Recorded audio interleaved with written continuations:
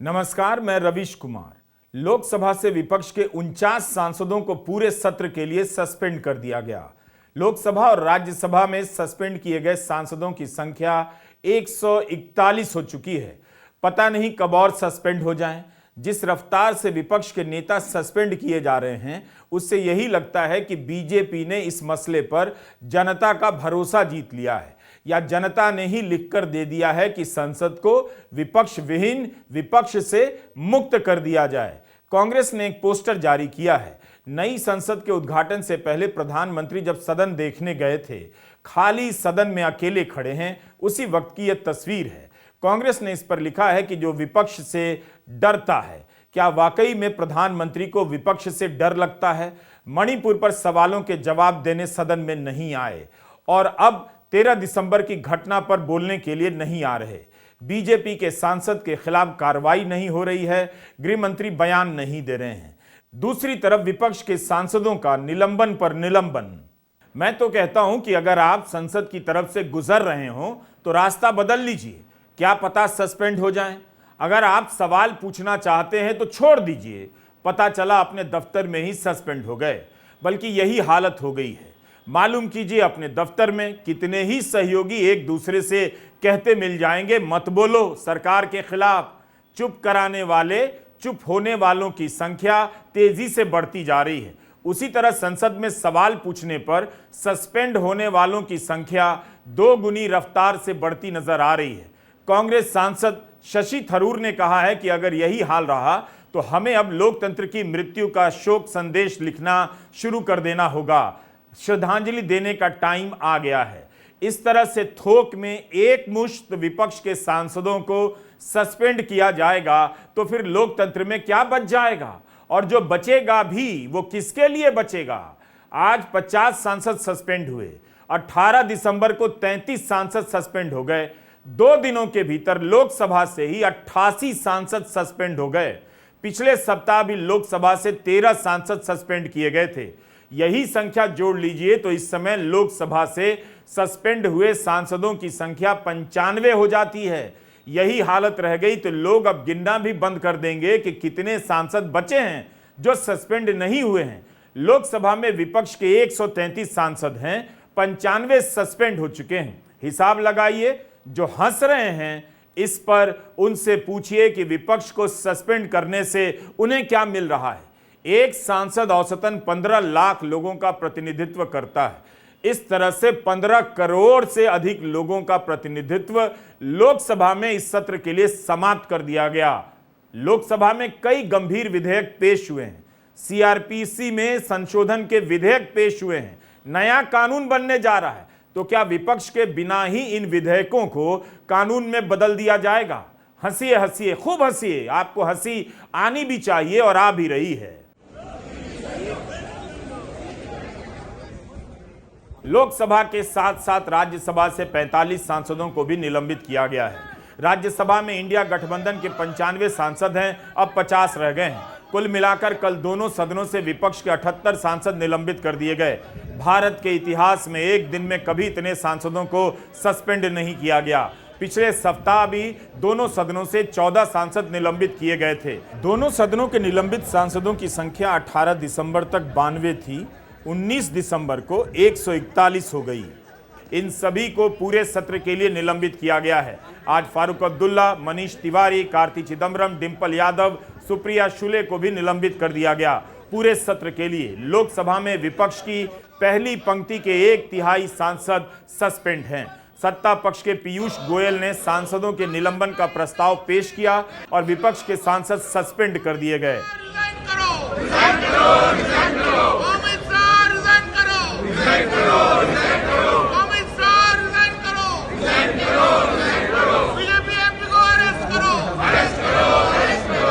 क्या भारत की जनता ने तय ही कर लिया है कि विपक्ष के बिना उसका काम चल जाएगा?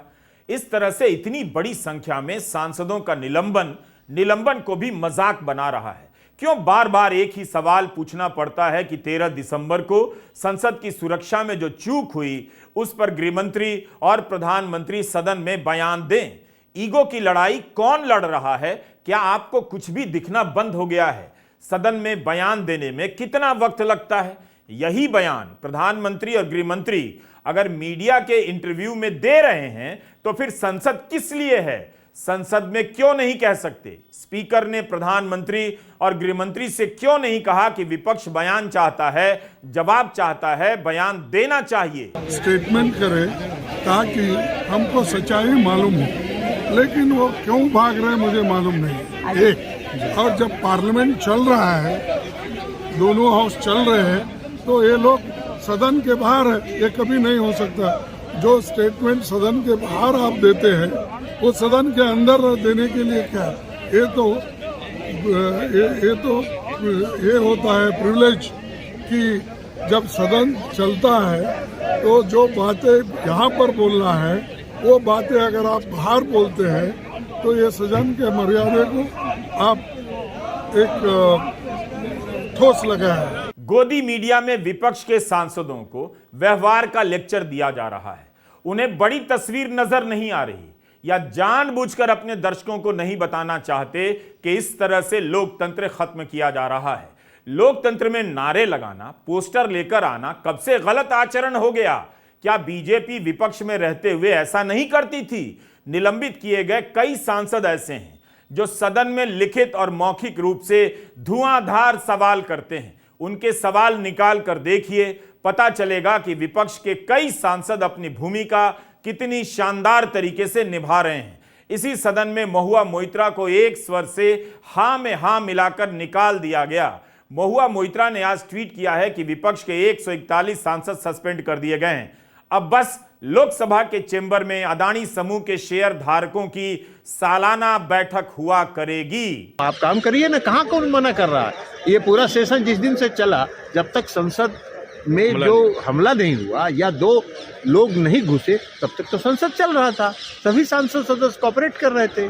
लेकिन ये घटना हुई तो इस पर आके इस देश के गृह मंत्री को बताना चाहिए कि नहीं बताना चाहिए? आखिर लोकतंत्र है, इस देश में आईबी है, इस देश में रॉ है। इतने दिनों से चल रहा था कि इसकी योजना बन रही थी, इसमें तैयारी हो रही थी, तो ये षड्यंत्र और योजना, इसके बारे में कौन बताएगा?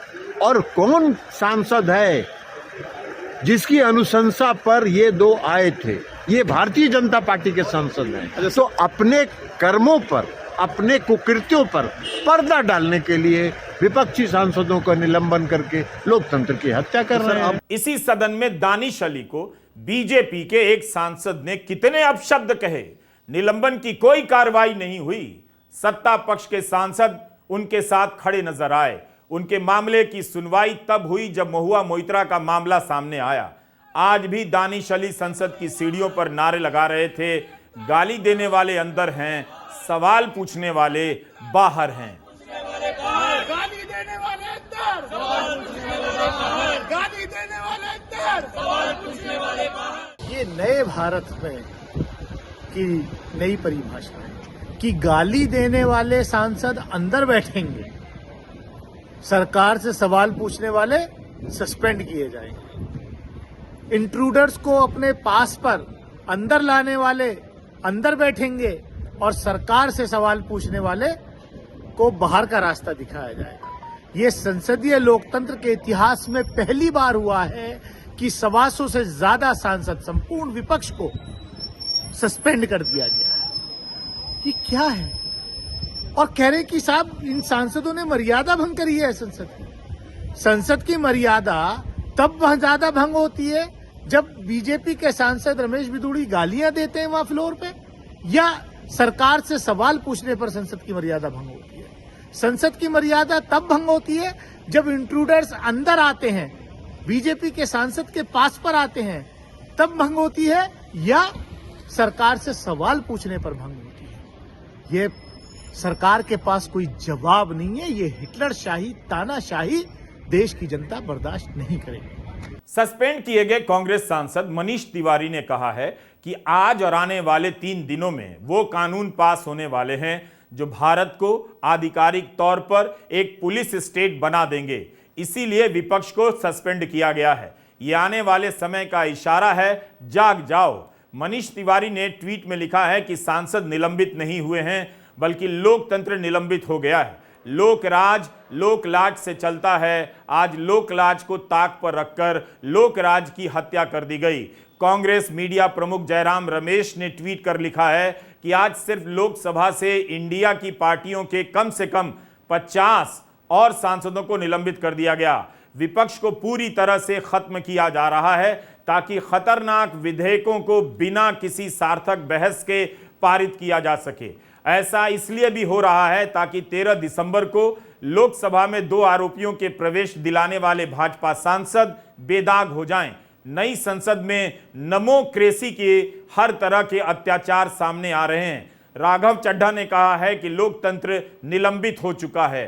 मैं ये नहीं कहूंगा कि कुछ सांसद सस्पेंड हुए, मैं बेबाकी से यह बात कहना चाहता हूं कि लोकतंत्र सस्पेंड हुआ, डेमोक्रेसी हैज बीन सस्पेंडेड। उधर कांग्रेस सांसद शशि थरूर भी निलंबित कर दिए गए। उन्होंने लिखा है कि अपने संसदीय करियर में पहली बार मैं वेल में एक तख्ती लेकर गया इस मांग के साथ कि सुरक्षा चूक पर बातचीत हो। मैंने ऐसा कांग्रेस के अपने साथियों के साथ सॉलिडेरिटी में किया जिन्हें सरकार से जवाबदेही की मांग पर गलत तरीके से सस्पेंड कर दिया गया। मुझे उम्मीद है कि मेरा निलंबन भी होगा। एक गलत प्रक्रिया के तहत बाहर फेंके जाने को मैं सम्मान का मेडल मानता हूं। सरकार की अकाउंटेबिलिटी जो कहते हैं वो तो पार्लियामेंट की तरफ, और जब पार्लियामेंट सेशन में है तो गृह मंत्री कहीं और ऐसे महत्वपूर्ण विषय पे बात करना भी ठीक नहीं है, उचित नहीं है, क्योंकि हमारे सिस्टम में जब पार्लियामेंट सेशन में है, पार्लियामेंट से जाके आपको बताना चाहिए कि क्या क्या क्या आपका सोच है, इसके बारे में क्या कार्रवाई आप ले रहे हैं, किस किस्म की इंक्वायरी जो जांच करने की है वो सब कैसे करेंगे, ये सब पार्लियामेंट को दिखाना चाहिए, बताना चाहिए। गृह मंत्री जाके माध्यमों से बात कर रहे हैं, इंटरव्यूज दे रहे हैं, स्टेटमेंट्स इशू कर रहे हैं, लेकिन उनका चेहरा अब तक लोकसभा में नहीं देख पाया।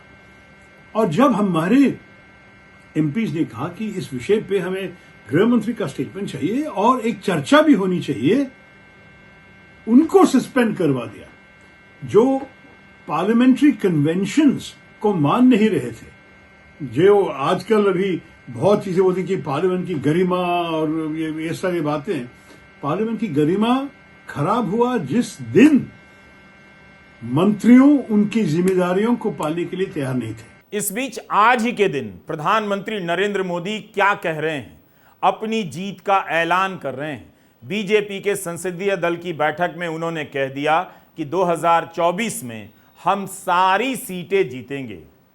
सारी सीटों पर जीत अब सपना नहीं, जीत तय है, साकार हो चुका है। प्रधानमंत्री के बयान से ऐसा ही लगता है। आप बस केवल रिजल्ट आने का इंतजार कीजिए और ये बयान याद रखिए कि हम सारी सीटें जीतेंगे। संसद के परिसर में गांधी की प्रतिमा के सामने विपक्ष के निलंबित सांसदों ने आज प्रदर्शन किया। कांग्रेस ने कहा है कि अब सदन में जनता की आवाज नहीं गूंजेगी, सिर्फ पीएम मोदी के मन की बात सुनाई जाएगी जिसमें जन की बात नहीं होगी। विपक्ष के सांसदों को सस्पेंड करने में मोदी सरकार ने इतिहास रच दिया है। यह देश के नागरिकों की आवाज पर प्रहार है। सदन में सवाल पूछना गुनाह हो जाए, इससे शर्मनाक क्या ही होगा। तृणमूल कांग्रेस के सांसद साकेत गोखले ने कहा है कि लोकसभा से 49 सांसद सस्पेंड हो गए। इस बीच राज्यसभा में हम कुछ लोग बचे हुए हैं, लगातार सवाल कर रहे हैं कि अमित शाह सदन में आए और सवालों के जवाब दें।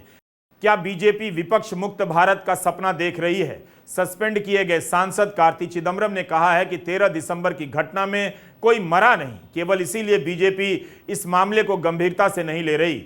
अगर उनके पास घातक हथियार होते तब क्या होता, इसलिए जवाब देना बहुत जरूरी है। पीयूष गोयल ने कल के निलंबन के बाद मीडिया में बयान दिया कि विपक्ष के नेताओं ने प्लेकार्ड लाकर सदन के आसन की, पूरे देश की अवमानना की है। इस प्रकार के व्यवहार से लोकतंत्र के मंदिर में आज देश को शर्मिंदगी महसूस हुई है। रविशंकर प्रसाद ने आज पीटीआई से कहा कि संसद में आज जो हुआ उस पर प्रधानमंत्री जी ने बहुत पीड़ा व्यक्त की है। संसद के भीतर प्लेकार्ड लेकर जाना देश की अवमानना है, अपमान है। क्या रविशंकर प्रसाद इतने बदल गए हैं या यह देश बदल गया है कि प्लेकार्ड लेकर जाने से देश का अपमान होता है, उसकी अवमानना हो जाती है? विपक्ष के सांसद प्रधानमंत्री और गृहमंत्री से सवाल ही तो पूछ रहे हैं, सदन में जवाब नहीं दिया जा रहा है। मगर बीजेपी के ट्विटर हैंडल से एक वीडियो ट्वीट किया गया है। इस वीडियो में 13 दिसंबर की घटना में शामिल 4 आरोपियों को विपक्ष का टूल किट बताया जा रहा है। राजनीति और प्रोपेगेंडा का खेल शुरू हो चुका है। बीजेपी सत्ता पक्ष है, अगर उसके पास इतनी ही ठोस जानकारी है कि ये लोग विपक्ष के टूल किट है, तो बताए कि उसके सांसद प्रताप सिम्हा के पास पर ये लोग संसद के भीतर कैसे पहुंचे। अगर बीजेपी को लगता है कि यही ठोस जानकारी है, तब फिर गृहमंत्री सदन में यही बात कहने क्यों नहीं आ जाते हैं। आईटी सेल जन जन में यही बात पहुंचा देगा, गांव गांव के लोग यही बात जानेंगे। गोदी मीडिया बाकी कमी पूरी कर देगा। खबरों में लिखा जाने लगा है, 18 दिसंबर के दैनिक जागरण की खबर देखिए, आपने पढ़ी होगी, हमारे साथ फिर से पढ़िए। पहले पन्ने पर छपी है। खबरों को पढ़ना सीख लीजिए या फिर खबरों को पढ़ना बंद कर दीजिए। आप पाठकों के पास भी कोई रास्ता नहीं बचा है। हेडिंग से ही समझ आ जाएगा। लिखा है, साजिश में कुछ माननीयों की हो सकती है मिली भगत। लेकिन खबर की शुरुआत में कुछ और लिखा है। संसद भवन की सुरक्षा में सेंध मामले में स्पेशल सेल की काउंटर इंटेलिजेंस, आईबी व रॉ पिछले 5 दिनों से गहन जांच में जुटी हुई हैं। जांच एजेंसियां अब तक आरोपितों द्वारा रची गई साजिश व उनके मकसद का स्पष्ट पता नहीं लगा पाई हैं। दोबारा पढ़ता हूं, स्पष्ट पता नहीं लगा पाई हैं। यह लिखा है कि पता नहीं लगा पाई हैं, फिर यह हेडिंग क्यों कि साजिश में कुछ माननीयों की हो सकती है मिली भगत। किस आधार पर यह हेडिंग लिखी गई होगी? अखबार की ही पंक्ति है जो मैं दोहरा रहा हूं कि जांच एजेंसियों को शक है कि कुछ माननीयों की मदद से आरोपितों को सदन के अंदर की जानकारी मिली है। जांच एजेंसियां मान रही हैं कि दिल्ली दंगे, टूलकिट व किसान आंदोलन की तरह यह भी सरकार के खिलाफ रची गई बड़ी साजिश थी। सोचिए, जांच एजेंसियों का पता नहीं है, इसी खबर में है। जांच एजेंसियों को शक है, इसी खबर में है। और जांच एजेंसियां मान रही हैं, इसी खबर में है। इस तरह जिन्हें कुछ पता नहीं, उनके हवाले से शक और उनके मानने के आधार पर लिख दिया गया है कि इनका संबंध दिल्ली दंगों और किसान आंदोलन की तरह सरकार के खिलाफ साजिश से है। संसद में गृह मंत्री जवाब नहीं दे रहे हैं। आज 6ठा दिन है। क्या 6 दिनों के बाद भी उनके पास जवाब देने लायक कुछ नहीं? पहले दिन नहीं था, लेकिन 6ठे दिन भी जवाब देने के लिए कुछ भी नहीं। यह कैसे हो सकता है? जब उनके पास नहीं है, तब अखबारों में यह सब जो छप रहा है वो क्या है? पहले पन्ने पर अखबार लिख रहे हैं कि कई सांसद शामिल हो सकते हैं। बीजेपी का प्रोपेगेंडा वीडियो कह रहा है कि 13 दिसंबर की घटना से जुड़े 4 लोग विपक्ष के टूल किट हैं। दैनिक जागरण की खबर में भी टूल किट है। तब फिर गृह मंत्री को क्यों नहीं जवाब देना चाहिए था? विपक्ष के लिए नए नियम तय किए जा रहे हैं। क्या सवाल पूछना है, कैसे सवाल पूछना है, किसके बारे में नहीं पूछना है। फिर गोदी मीडिया जनता में प्रचार करता है कि विपक्ष पूछता नहीं, विपक्ष नजर नहीं आता। मीडिया से विपक्ष गायब, अब संसद से विपक्ष गायब। निलंबित किए गए सांसद मनोज झा ने कहा है कि 92 सांसदों के निलंबन का मतलब है आपने संसद में प्रतिपक्ष का कोना ही खाली कर दिया। मुझे समझ में नहीं आ रहा है कि आखिर कौन सलाह दे रहा है इस गवर्नमेंट को। ये इस तरह की तानाशाही व्यवस्था के लिए टेम्पटेशन इस बात का द्योतक है, सरकार को समझ में नहीं आ रहा। हम क्या सवाल पूछ रहे हैं कि गृह मंत्री जी, जिनका काम है देश को महफूज रखना, वो सदन में आए, दोनों सदनों में आधिकारिक बयान दें, वो नहीं आ रहे। और उसके बदले इस तरह की चीजें हो रही हैं। दोनों ही सदनों में पार्लियामेंट्री अफेयर्स मिनिस्टर को ढाल बना के रेजोल्यूशन पास कराया जा रहा है। मेरे समक्ष ये किताब है, rules and observations, rulings and observations. पुराने संसद को देख लें, प्रतिरोध के किस प्रकार के तरीके होते थे। आप क्या चाहते हो? संसद का एक ऐसे इको चैम्बर में तब्दील किया जाए जहां सिर्फ आपकी जय जयकारे के अलावा कुछ ना हो, लोगों की बात ना किया जाए, राष्ट्र की सुरक्षा पर बात ना हो, सवाल काट देते हो आप। ये उम्मीद थी हमारी संसद से। इसलिए मैं कह रहा हूं, हम में से हर व्यक्ति बैज ऑफ ऑनर की तरह ले रहा। ये सस्पेंशन नहीं है, ये रिकॉग्निशन है कि हम सवाल पूछना चाह रहे हैं, सबसे बड़े लोगों से सवाल पूछना जा रहे हैं और उनको ढकने की पूरी कोशिश हो रही है। ढक नहीं पाओगे। क्या चाहते हो? विपक्ष मुक्त संसद और प्रतिरोध मुक्त सड़क, दोनों में से कुछ हासिल नहीं होगा। सबको सन्मति दे भगवान। जिन संसदीय परंपराओं का लाभ उठाकर बीजेपी विपक्ष की राजनीति करती रही, सत्ता में आने के बाद उन्हीं परंपराओं को दरकिनार कर रही है ताकि कोई विपक्ष की राजनीति ना कर सके। संसदीय परंपरा तो यही मानी जाती है कि जब सत्र चलता है, सरकार सदन में जवाब देती है, प्रधानमंत्री जागरण अखबार को इंटरव्यू देते हैं, गृहमंत्री न्यूज चैनल में बयान देते हैं, मगर 13 दिसंबर की घटना पर संसद में बयान नहीं देते। यही तो मांग विपक्ष कर रहा था। बार बार सवाल पूछने पर अखबारों ने इसे विपक्ष का हंगामा लिख दिया। लोकसभा और राज्यसभा से 2 दिनों के भीतर 140 से अधिक सांसद निलंबित कर दिए गए। हमने सुप्रीम कोर्ट के अपने वीडियो में आपको कोर्ट और आयोग का हाल बताया था। संसद का हाल आप देख रहे हैं। अगर ये सब नहीं दिखाई देता है तो कम से कम आप अपना ही हाल ठीक से देख लीजिए। आपकी बदहाली कहने वाला विपक्ष नहीं होगा, मीडिया नहीं होगा। एक दिन आप बदहाल भी होंगे और कह भी नहीं पाएंगे। नमस्कार, मैं रविश कुमार।